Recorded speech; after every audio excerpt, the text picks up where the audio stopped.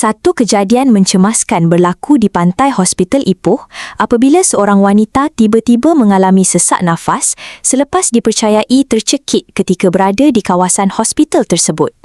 Dalam keadaan panik dan orang ramai mula cemas, muncul seorang jururawat yang kebetulan berada di situ, walaupun sebenarnya dia sudah habis waktu kerja. Jururawat berkenaan, Siti Maishura, ketika itu baru saja selesai menjalani shift malam dan sedang menunggu temu janji susulan anaknya berhampiran kawasan kedai kopi dalam hospital. Walaupun berpakaian biasa dan tidak lagi bertugas secara rasmi, naluri sebagai petugas kesihatan membuatkan dia terus bertindak tanpa berfikir panjang. Menurut perkongsian pihak hospital, suasana ketika itu sangat cemas apabila ahli keluarga mangsa mula meminta bantuan selepas wanita tersebut sukar bernafas. Tanpa berlengah, Maishura segera memberikan bantuan kecemasan menggunakan kaedah Heimlich berdasarkan latihan dan pengalaman yang dimilikinya sebagai jururawat.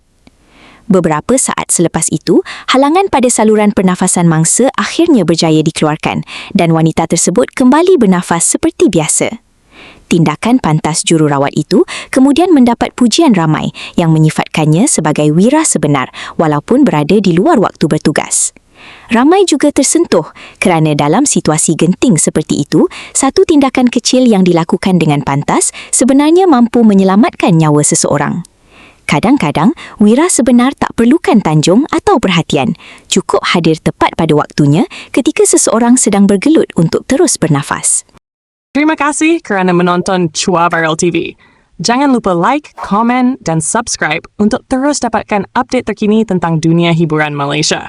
Jumpa lagi di video seterusnya. Stay tuned untuk lebih banyak kisah sensasi.